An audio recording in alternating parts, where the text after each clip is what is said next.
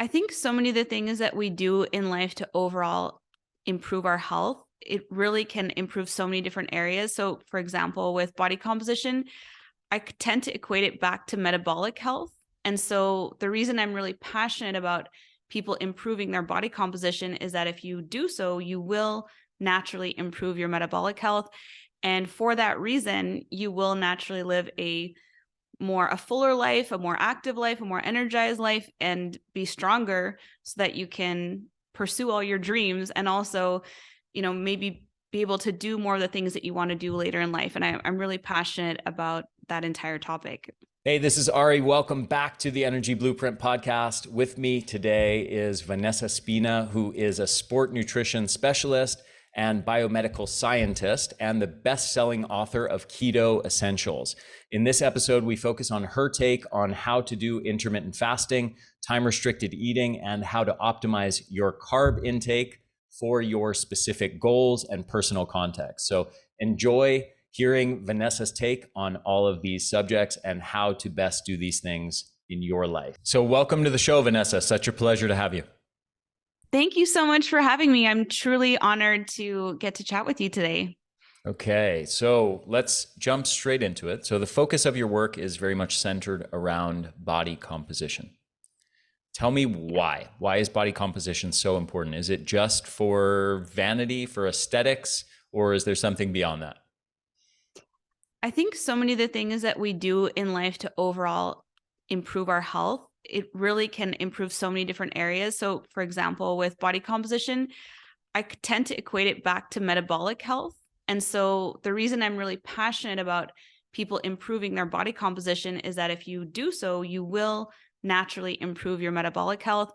And for that reason, you will naturally live a fuller life, a more active life, a more energized life, and be stronger so that you can pursue all your dreams and also, maybe be able to do more of the things that you want to do later in life. And I'm really passionate about that entire topic.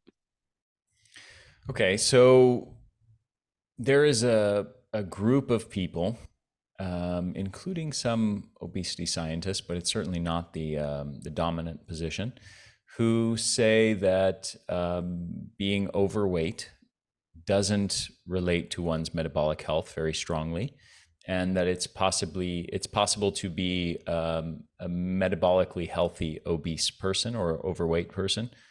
What are your thoughts on that that school of thought? That's a fiery question we're starting off with, but for You're me, not going to it would offend go. me, just so you know. There might be some people out there that could be offended depending on how you answer it, but Yes. but I won't be offended. So I think it goes back primarily to body composition again. So I'm not sure if you're asking about body composition or just about weight, because I think that what we have to rewrite is the whole way that we look at and assess people's weight versus their body composition. This is one of the topics that I am the most passionate about, is that everyone should basically throw away their home scales and stop defining themselves by that number, and instead get an at least annual DEXA body scan, because that's how to truly assess what your body is actually made of. And once you know your body composition, that really is a main indicator of whether you are actually obese or not, or even morbidly obese. And it's a better, I think, perspective to look at how much muscle to fat you have in your body, because someone could be technically defined as obese or morbidly obese because of their BMI, because their weight is high. But if they're just pure muscle, then it doesn't really make much sense, because their metabolic health will be quite high and their overall health will also be quite high. Their mitochondrial health will be quite high. So it really goes back to, I think, changing the way that we assess obesity, and body composition really needs to become a prime sort of lens that we look through weight and BMI and all of that. So I kind of danced around your question a little bit, but So I'm gonna ask it more assertively then. Okay. Is it harmful to one's metabolic health to have a large excess of body fat? And if so, how? So I think that I would say yes. And there's actually quite a bit of scientific basis behind that. Some of the basis behind it is that our fat tissue is actually an endocrine organ. And so there's a lot more going on with our fat than we realize. And there's actually really interesting research done, I think, out of UC Davis, where they found that fat actually secretes abnormal proteins. And it's actually not just the fat around the abdominal region that's always pinpointed as, the bad fat. Like if you have belly fat, then that's the dangerous fat that's secreting abnormal proteins. It's also the fat that, women tend to carry a lot around their legs and hip region. So I think a lot of people have the idea that you can carry more fat, maybe if you're carrying it in a certain place in your body, and it won't be harmful or detrimental to your metabolic health or your overall health. And I think that there is a big scientific body of evidence behind the fact that having too much, carrying an excess amount of weight for what your body can handle, especially with regards to the ratio of lean mass or muscle, is really important to look at. And also just with body fat, it's not just the fact that it may appear a certain way, or in some cases not, because some people can actually be skinny fat, or, sort of appear to be slim. I was one of those people for a long time until I had my body composition scan done and assessed, and I figured out that I wasn't as metabolically healthy as I thought I was. But it's really important to, really assess and understand what body fat really is composed of.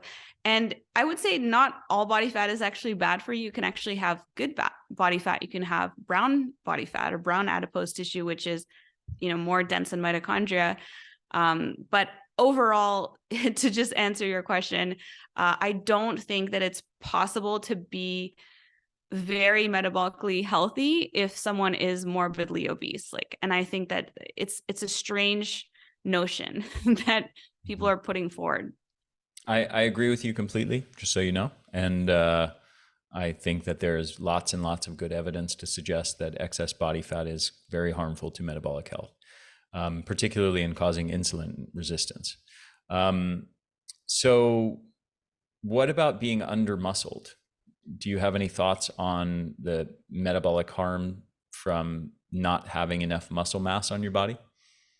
Yes. And I think that typically in situations where body composition is going to be, not optimal, it is more the case that we are under muscled. A lot of people are under muscled. And I say we, because I'm talking about women in particular, tend to be more under muscled than men. In general, we have less lean mass. We're just born with less lean mass.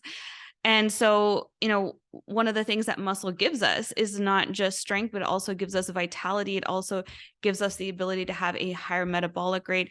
It also gives us the ability to have more mitochondria, to do more, to have more energy. And so we have to think of lean mass and also bone mass as critically important in our health. And there are a lot of things that we can do to increase our ratio of lean mass, to body fat. And it's not all about just losing fat or focusing on sort of the fat message all the time. I like to focus more on what can we do to, generate more lean mass, become stronger, have stronger, muscle, but also stronger bones. And so, it kind of shifts the focus a little bit away from just always cutting the fat, because you can change your body composition and even your ratio or body fat percentage by just having more muscle, and not just, it doesn't always have to be about losing fat. Mm-hmm. Okay. So, what are your key strategies, or sort of your foundational approach, like high level overview? You don't have to go into depth into each one just yet. But what are some of the key aspects of your approach to optimizing body composition? I would say it's kind of a three-pronged approach. The first is focusing on optimizing your protein intake. So you want to make sure that you are getting enough leucine content at each of your protein prioritized meals to trigger the leucine threshold. And that means that the blood level of leucine will increase by somewhere between 2 to 3 grams for the average person. And that will trigger this process known as muscle protein synthesis. And at the end of the day, you want to have more muscle protein synthesis than muscle protein breakdown, which is a process that's always occurring. So prioritizing protein at your meals is key, because if you're eating, like if you look at I just did a rant the other day on the protein recommendations that are out there for adults, because if you look at, I put in my numbers and stats, and it said that I should be eating, I think it was between 35 to 45 grams of protein a day. So if I'm someone who's eating, 2 meals a day, there's no way I'm even going to trigger muscle protein synthesis at either of those meals. And a lot of people do, sometimes eat 2 meals a day or even OMAD. And so you're really not going to be able to trigger muscle protein synthesis. So you have to make sure that you're getting just enough. for people listening, OMAD is 1 meal a day. Yes, sorry, 1 meal a day. For people unfamiliar with that acronym. Yes. So prioritizing protein, making sure that you're getting high quality protein and you're having it at, if you're optimizing for having the best body composition possible, you want to make sure that you're doing that every day. The second prong to the approach is to do resistance training at least somewhere between 3 to 4 times a week. But if you're not doing any, doing it once a week is phenomenal. Doing it, if you're doing it once a week, doing it twice a week is great. Just doing more resistance training than you are currently, but aiming for around 3 to 4 resistance training sessions per week, and making sure that you have a program where you are, progressively moving things forward. So you're not just doing the same thing every week. You have sort of progressive overload, and there's other concepts to, the muscle growth that I won't get into details here, like you said, but just making sure that you're doing resistance training. Activity is so important to maintain your muscle mass, but also to improve your body composition. And the last thing is just a whole number or set of different lifestyle hacks that I like to do to focus on building more mitochondria, because there's things that you can do that don't just involve moving your body and what you eat to also improve your body composition. And it comes down, to the level of the mitochondria. So let's talk about that. Obviously, that's my area of focus, and I spend a lot of time on that. And what are your thoughts on maybe the top 3 or top 5 ways to improve mitochondrial health and the sort of robustness of that system? Well, I'm talking to an expert on mitochondria right now, but I've started doing in the past year and a half a mitochondrial health series. So I've had experts on my podcast every week talking about mitochondrial health, and I'm collecting, little bits of information from all of them and doing my own research, but I've sort of distilled it into, several key things that have been scientifically proven to improve or support the mitochondria in a different way. So the first one is doing fasted workouts. That's been, scientifically proven to enhance mitochondrial biogenesis, which is the genesis of, new mitochondria, which is a big part of maintaining good, healthy mitochondria, well-functioning mitochondria is, it's making sure that they're able to replicate themselves. And because mitochondria have their own DNA that is separate, they can replicate themselves and make more of themselves within different tissues. So, doing exercise, doing movement is probably, one of the biggest factors on how much mitochondria you have, but doing fasted workouts has been shown to improve it even more. But one of the things that I really found interesting, and I've done a couple of podcasts about this, is there's actually research showing that if you are in a ketogenic state or you are eating a higher protein diet, that you actually can get mitochondrial biogenesis, even if you are not completely fasted. And there's a few different reasons why I think that can potentially occur. And so for people who don't necessarily want to do fasted exercise, there's other ways to improve mitochondrial biogenesis. Intermittent fasting is the second one, because, you're able to do that fasted movement or fasted exercise if you want to within that window. But for a lot of people, it also induces a state of ketogenesis or ketosis. And that has some effects on the mitochondria that we've identified. So it can help the mitochondria uncouple. So the mitochondria can uncouple heat production from energy production. And it can also, it also has certain signaling properties with regards to epigenetics that I won't get into here, but being in a mild state or a deeper state of ketosis can have, some positive effects on the mitochondria. But I think there's probably other reasons that you probably know better than I do why intermittent fasting is good for the mitochondria. But, I think there's probably an aspect of mitophagy there, or even doing, longer extended fasting that helps you to, get rid of some of the mitochondria that are not functioning as well. Doing a ketogenic diet. I know you're not a huge fan of ketogenic diets. I'm not in a big, nutrition dogma person. I like all different approaches as long as protein is prioritized, but I tend to do more of a ketogenic style approach in the wintertime. It just aligns with where we live because I eat seasonally and locally.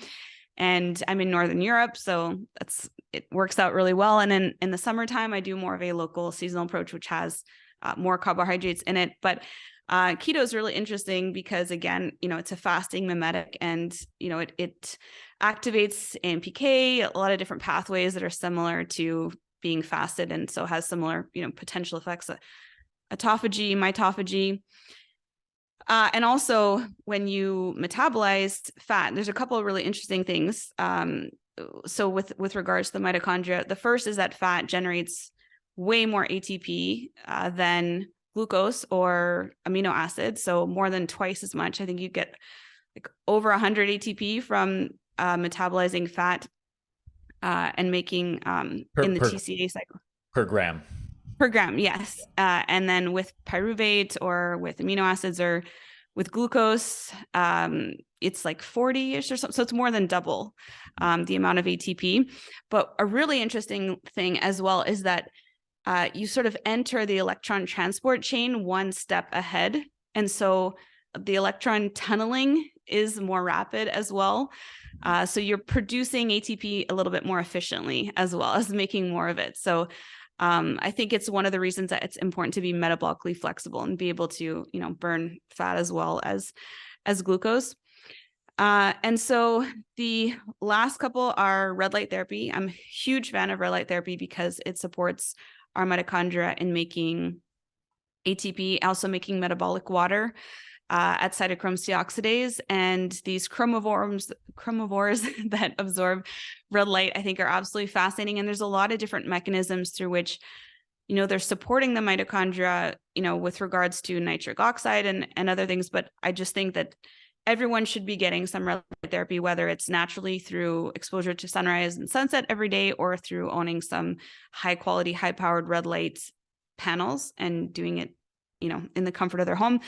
I think also sauna therapy, if it's a far infrared, that's been shown to have a lot of benefits as well. But I don't know as much about sauna therapy. I'm still learning. But I do know that it has an amazing impact on the exclusion zone water in our cells. So the last couple of things are cold therapy because you activate brown fat, or you can make white adipose more beige or more brown. And when they're more beige or brown, they have a higher number of mitochondria, so greater mitochondrial density. So that is a form of mitochondrial biogenesis as well, doing cold therapy. So I'm a huge fan of cold plunges and, just embracing the cold, like getting cold, not being afraid of getting cold, and understanding the value that it adds, especially when ancestrally, perhaps you were meant to get cold, at certain times of the year, as opposed to, trying to be warm and comfortable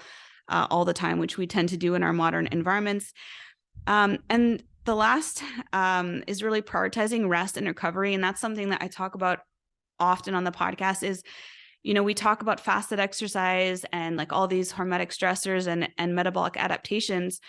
And it's so important to do things like, resistance training and things that challenge your body. But if you don't rest and recuperate, you won't get the metabolic adaptations. And really interesting research done by Dr. Mark Mattson showed that the adaptations happen in the rest. They don't happen during the stimulus. The stimulus happens, but you have to rest. So you have to prioritize sleep and good quality sleep, which is also when we get, all of that amazing antioxidant mitochondrial repair from melatonin. But you also have to nourish your body really well. And there's actually really interestingly some foods and supplements that can help. I've found some foods like turmeric, goat cheese and goat milk and MCT containing products can signal to the mitochondria to uncouple.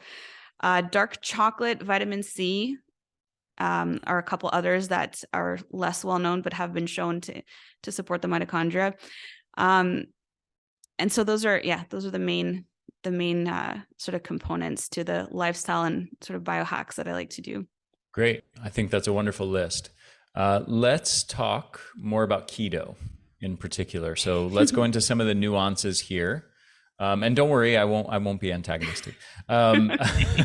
So, I mean, maybe I'll play devil's advocate a bit here and there, but I'm not opposed to keto being done occasionally and or cyclically or anything to that effect, or even for prolonged periods of time in certain contexts.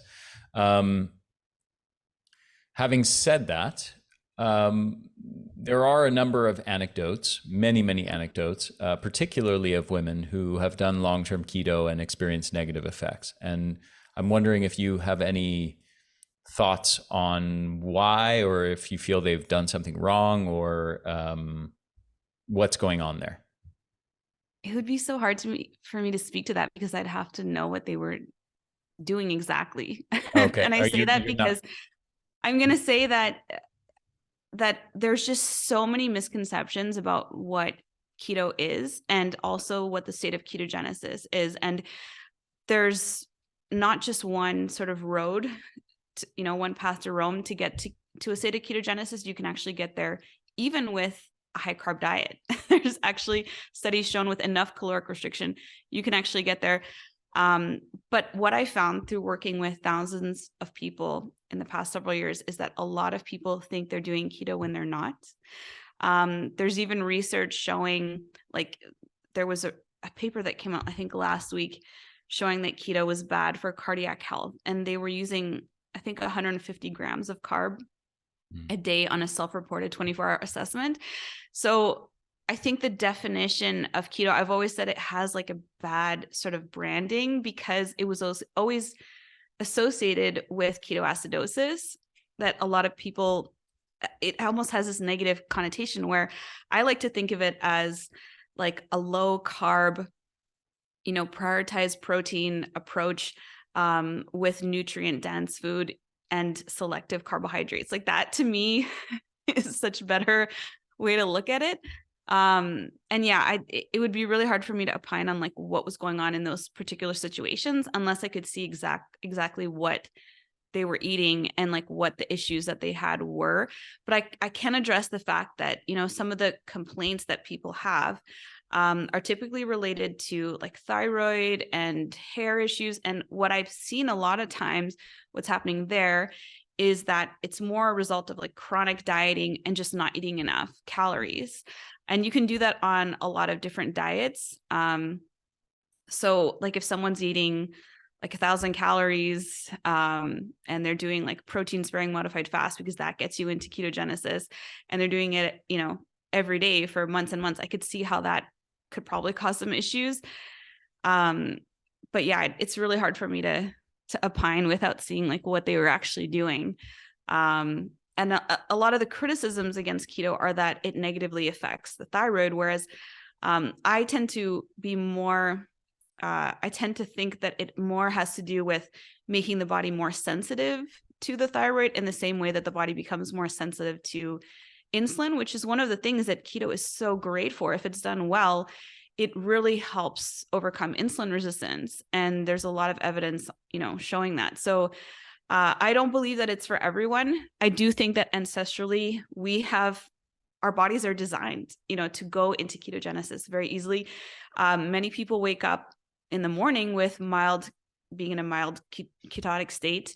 So I think there's benefits to being in it. We were designed to be able to go into it. We definitely would have had periods of time where we couldn't access food, but I'll never argue that it's like the number one diet in the world or that everyone should do it. I think that you have to experiment and find what works the best for you and what you can also sustain for a long period of time. And, I'm someone who loves it, and I love understanding that there are benefits, to ketones that are really interesting in terms of their signaling, their epigenetic effects, especially. There's, potential signaling that mitochondria to uncouple. I think that it's really fascinating, but yeah, I'll never argue that it's like the best thing for all people or all women or anyone. Okay. Do you see the keto diet as a hormetic stressor? So since it's, for example, as like it's as you said, a fasting mimetic, and I think it's pretty easy to argue that depleting or not including carbohydrates in the diet is essentially a form of metabolic stress, and metabolic stress is a good word in this context, not a bad word.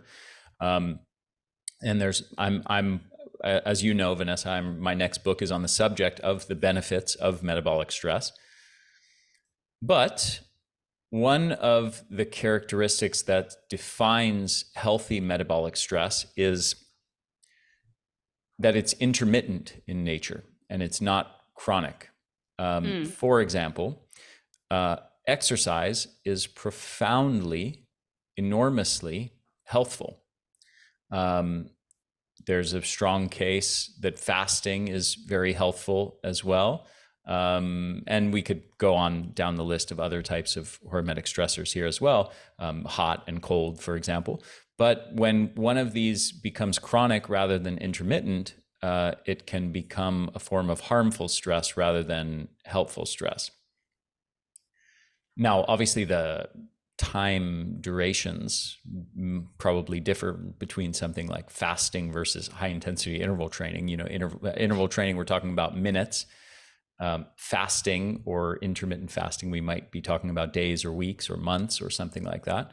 But do you think that the benefits of keto diets are likely to turn to harm if one does it chronically, systematically, all the time for months and months and months? And do you think that there needs to be an intermittent or cyclic nature to it? It's funny because when you first asked me the former question, my brain right away went hormesis, because we just spent, an hour talking about that right before this on my podcast. So I was wondering if that's how you viewed it, like in terms of a hormetic stressor. So it's really interesting. I don't know if I could say that, because we don't have the scientific evidence yet to say like which diet makes humans the healthiest and live the longest, for everyone. Like we will just never have that information, because so many of the things that we do, we won't find out until the end of life. So it's really hard to say and answer some of those things. But I would say that it's probably pretty rare that most people are doing keto 100% of the time, because it is very restrictive for a lot of people. It's one of the reasons that I'm more so personally an advocate of a modified ketogenic approach with a higher protein intake, because the traditional standard ketogenic diet actually does have some issues when it comes to children who were on ketogenic diets, strict ketogenic diets for epilepsy. One of the main critiques of that approach is there were issues with growth. And I think that that's because, childhood is one of the times that you need protein the most. You need more protein. There's lots of different stages in life where we need to increase our protein consumption considerably, like, childhood, anytime you're growing, and that includes like resistance training as an adult. If you're pregnant, anytime you're sick, and anytime you're getting older, we need to eat more protein than average. So that means most of life, you need to be eating more protein than average. And our dietary protein recommendations are more in line with like ketosis recommendations for protein for the standard ketogenic diet. So I prefer to personally promote a modified ketogenic diet, which is a higher protein approach, because there's a lot of research done actually by Eric Verdin, who was trying to find a way to make a ketogenic approach more sustainable for families who have to do this kind of approach for their children, because it's very difficult. So he wanted to see if, while we increase the protein amounts, then can we sort of sustain it longer? Can we make it easier for the whole family and also for the child who's doing it? And he found that ketones were not that altered, especially the ketones that matter the most. And that being breath acetone, which is the most associated with seizure reduction. So he sort of, wrote And this is by doing a higher protein intake. Yes, a higher protein ketogenic diet. So modified ketogenic diet is how it's typically referred to. I also am such a big believer in, building muscle and, doing resistance training that, to optimize for muscle accretion, you really have to make sure that you're getting a little bit more protein for most people than you would on a traditional ketogenic diet. So because like myself, for example, I eat more protein than on a standard ketogenic diet, I also get bumped out of ketosis because of gluconeogenesis. And, that's just like a natural part of the day. And then there's other times of the year when I'm eating more seasonally, but most people that I talk to are not doing, I only know one person actually who is a bodybuilder, a ketogenic bodybuilder that I really respect, who is in ketosis like 99% of the time. I just don't think Luis Villasenor? Luis might. No, I'm talking about Robert Sykes, Keto Savage. Oh, okay. He I think he's in ketosis all the time. I don't know if Luis is all the time. I spent time with him like in Spain at a conference, and I don't remember looking at what he was eating or asking him about that. But I just think it's a very small percentage of people who are not doing it for medical reasons, who are in like ketosis or a ketogenic state all the time. So I don't think it's a real huge concern, because I think most people are either eating more than 20 grams of carb on a regular basis, or if they're doing a modified ketogenic approach, they're eating more protein. And I much prefer even like a protein sparing modified fast, like a total fast, for the purposes of maintaining muscle mass and not losing, too much muscle mass. So that's my answer. Okay. So speaking of protein, there are some keto advocates who, as you've alluded to, basically emphasize the importance of keeping it low protein to stay in nutritional ketosis. And other people, such as yourself, are speaking more to the modified ketogenic diet with higher protein intake. Luis being one of them. Yeah. And so what is your take on the differences, sort of the pros and cons of each side there? Of the side of doing the traditional keto? Yeah, the people, like, do your best steel man of the people who are arguing in favor of lowering protein intake for the sake of maintaining nutritional ketosis more strongly, versus the people in your school of thought. Like, what do you perceive as the trade-offs there? I think it would have to be in the context of a certain goal, like for me to like. So is the goal like improving body composition, or getting more fat loss, or improving longevity, or is there, or like just overall health optimization? Is there one that you feel that strict nutritional ketosis would be superior for? That's a really good question. I mean, there's only really one, I would say, that's probably like being in a state of medical ketosis for like a therapy. And it's not just epilepsy. There's other therapeutic reasons for doing strict ketogenic that outweighs others. Like I think there's a clinic in Hungary. They used to be called Paleomedicina, and they do a ketogenic carnivore treatment for cancer. And they've had a over 4, maybe 5 year now glioblastoma survivor doing this approach. So I don't think it's necessarily only epilepsy that would benefit from that. But I'm not a medical expert or a doctor or anything like that. So with regards to fat loss, I think, if you're just focusing on weight loss, you could lose more weight potentially doing keto all the time, but you wouldn't necessarily be losing just fat. It may come at the expense of some lean mass, because there is a period of, proteolysis that happens when you go into ketosis. And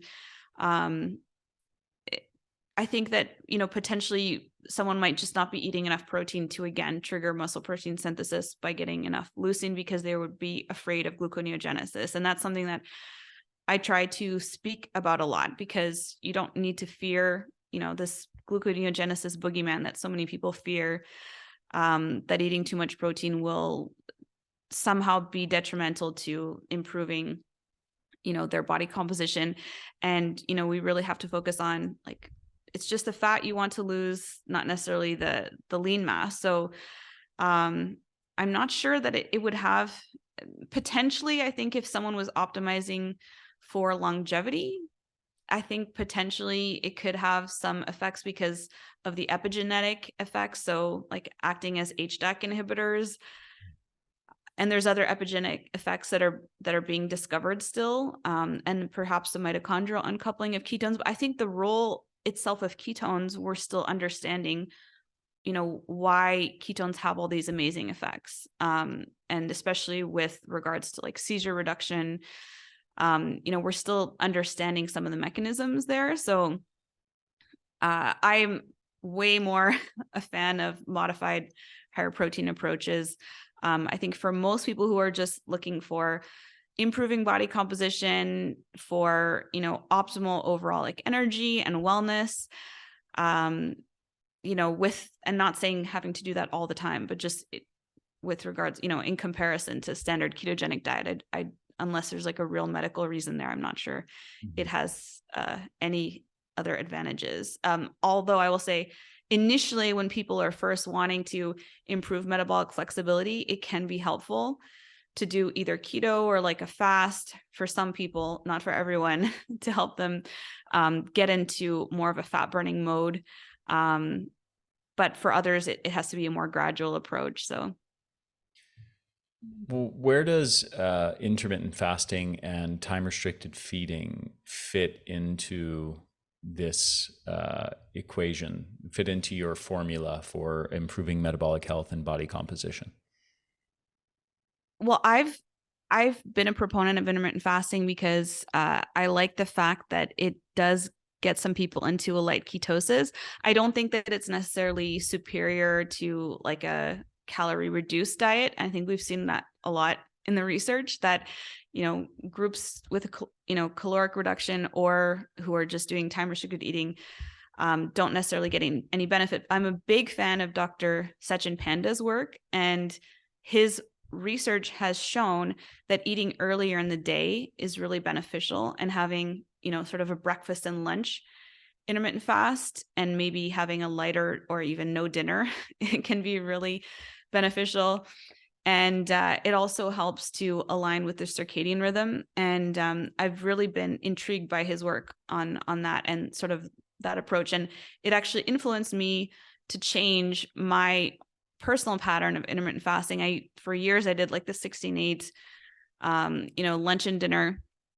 And it always like worked well for me because I was never hungry in the morning. But then since learning more about circadian health, and his work, I think it's been about a year now that I've started doing a breakfast and then dinner approach. And I intermittent fast between breakfast and dinner, and then, the daily like dinner, but I close my eating window like early in the day, like around 5:30 to 6. So having that longer period of time in the day when you're awake and fasted, I found got me actually more deeply into ketosis. And that's not extremely deep, but it got me more deeply into ketosis than when I was doing a lunch and dinner approach. And that was really interesting to me. And even more so than when I was just having dinner and went, and did like a 24-hour fast. So there's something about that morning meal timing that really wakes up the metabolism, I think, and also having, a meal with a good amount of protein in there in the morning really, provides the body with a lot of potential substrates that it needs to make hormones, and pairing that with the light, something that can be really beneficial. So, I think if people want to add intermittent fasting in, they often, if they're doing keto, just naturally intermittent fast because it has a big appetite suppressing effect, especially the higher protein. And so a lot of people will naturally intermittent fast when they're doing keto. But I think it's an optional thing, just like all the different, hacks that we were talking about at the beginning. There, certain things like doing a fasted workout that potentially could have more mitochondrial biogenesis than just that workout alone. So I think it's an optional thing that if, people can add in if they want to see if they feel better doing it. Mm-hmm.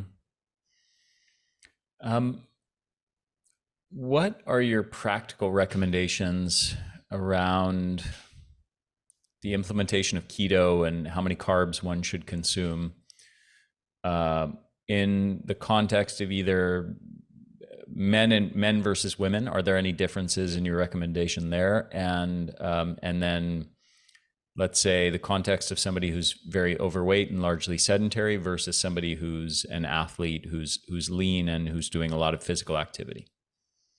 So if they wanted to do this approach for improving body composition and sort of fat loss or like metabolic, that's generally what I would recommend a higher protein keto approach for.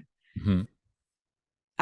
So within that context, if the goal is to get into ketosis, or is the goal just being to get all the sort of benefits of being in a state of ketosis at some point during the day temporarily? What would you recommend? Do you think that this is a diet, this high protein keto diet is something that most people should be doing a large percentage of the time, or is the context of your recommendation to do this specifically people who are looking to lose weight? The context of the recommendation that I always make it in is in improving body composition. So it's really for people who are, wanting to gain some muscle, lose some body fat, and, get to a goal that they have for themselves in terms of body composition. I personally found it to be very effective in terms of getting me into the athletically lean category of like 21% body fat. I found it very effective for getting me there. And so I often, share my story of how doing an optimal protein approach helped me also heal my relationship with food in a lot of ways. And it helped me to be able to become more in touch with my sense of fullness and satiety, because I think I was under eating protein for a long time.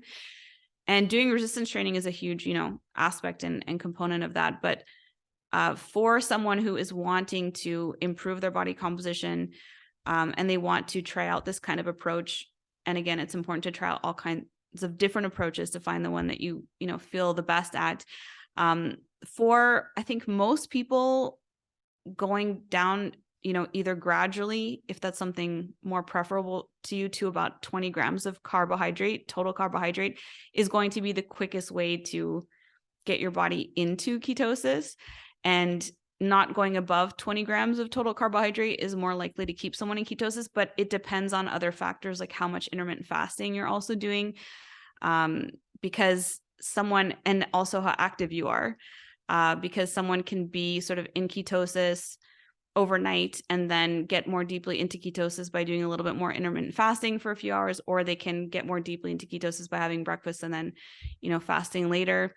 So the carb amount also depends on activity and amount of lean mass. So someone is higher in lean mass, has a lot of muscle, and just wants to cut fat, they probably can get away with a little bit more carbohydrate. And for protein amounts and specific recommendations, I have a macro calculator on my website. So it shows, like, for different people's activity level, for their height and weight and their specific goals, what macros they could potentially start at if that's something that they wanted to do. Mm-hmm. Got it. Do you have a different dietary approach that you recommend for people who are lean and already at their ideal body composition? Is there another approach that you favor, or what are your thoughts on that? I mean, I personally like to eat seasonally and locally. I think, one of the biggest issues that we have nowadays is we fly tropical foods in from all around the world, no matter what time of the year it is. And so I'm not against tropical fruits, but in the dead of winter, in Prague, for example, like eating mangoes, I don't think it necessarily aligns with how people potentially should be eating at this time of year.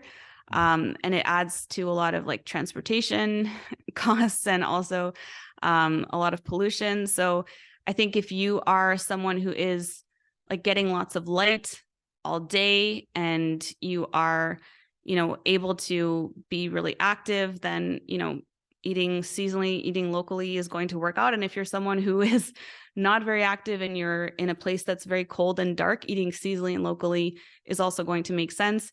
And I always advocate for whole foods and unprocessed foods is basically the main message when I have when it comes to that.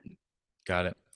In terms of exercise, what would you say is your ideal regimen? And maybe a better way of answering this is to talk about what you personally do. So what does your exercise routine look like? I try to be active every day. Some days it's more intentional, for the purpose of getting a workout in. Other days it's more just active exercise, being with my family. Like we usually do a walk every single day.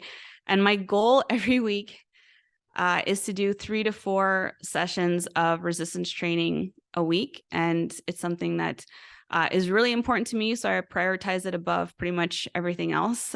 And getting those, resistance training workouts in is just really important for me. As I grow in life, continue to get older, I want to be able to maintain my lean mass, maintain my mitochondria, and I'm not looking to build huge muscles. I just want to, resistance train so that I can maintain what I have as long as possible. And, I try to be as active as possible. I'm very energetic these days, maybe from all these different biohacks and tools and things. And I just find myself doing a lot of activity every single day. And a lot of it is just out of the enjoyment of it. And because I'm embracing the cold this year as well, I get outside a lot more often than I used to, even though it's wintertime. And I incorporate other routines in there that also burn calories, like cold exposure and shivering afterwards, that are not necessarily like exercise, but in a way they sometimes feels like a physical exertion. And sauna and red light therapy goes in there as well. But I know you were specifically asking about exercise. I try to just be as active as possible, and not, make sure that it feels fun as well. You mentioned biohacks there and how energetic you're feeling. What would you say are your top 3 biohacks? Definitely the cold plunging is something that I've gotten into really heavily in the past year, and it's very addictive. And as you notice yourself becoming more and more cold adapted, it kind of like furthers your motivation to keep doing it, because you find that you can withstand colder and colder temperatures. So it's kind of a fun game in that way. The second biggest one is probably red light therapy, something I do every single day. Even if it's like 1 minute, if I'm like about to fall asleep, I just grab my, portable one and do it like 1 minute. And biohack, I guess the last one is probably sauna, but it's kind of funny because, we call it a biohack. And in Northern Europe, it's not a biohack. It's just like living in the winter. So, but it's definitely something that I used to do for a long time just because it felt good. But now that I've learned more about exclusion zone water and how it's really like expanded and charged up from infrared, I've become like recommitted to doing more of it. So I think those are probably the top 3. Beautiful. Vanessa, are there any final thoughts you want to leave people with and tell people where they can follow you and learn more about your work? I think the last thing that I would say is just make sure that when you are prioritizing protein, that you do a little bit of research into figuring out the leucine content of your meal, because it's really important as we get older. You need in some cases double the amount of leucine when you're older in life. than you do when you're younger. Like you can just eat like a chicken breast when you're 16 and you're probably going to be optimizing for muscle protein synthesis. But as we get older, it's really important to make sure you're getting enough leucine at those meals and don't overdo like extended fasting. It's really trendy, but it's really bad for maintaining muscle mass. So that's probably my final thoughts. And you can find me at Ketogenicgirl.com. I have all of my different wellness products there. I have red light therapy panels that I recently launched. I have the tone breath ketone analyzer. And I also have meal plans and programs that are high protein keto. So you can find all that at Ketogenicgirl.com. And you can listen to my interview with Ari on the Optimal Protein podcast as well. Thank you so much, Vanessa, for coming on the show. I really enjoyed this, and I look forward to our next conversation. Thank you so much for having me. It really was an honor to be on your show.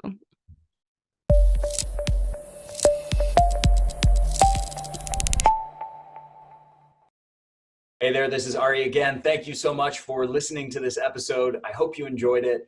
If you did, if you found it valuable, please share it with your friends, share it with your family, help me get the word out there. Also, if you're on YouTube, make sure to hit the subscribe button and hit that little bell to get notifications every time we release a new video or new episode of the podcast. And if you're listening to this, make sure to subscribe to this podcast on iTunes or on your favorite podcast app. Thanks so much for supporting my work at the Energy Blueprint. I hope you enjoyed this episode. I will see you in the next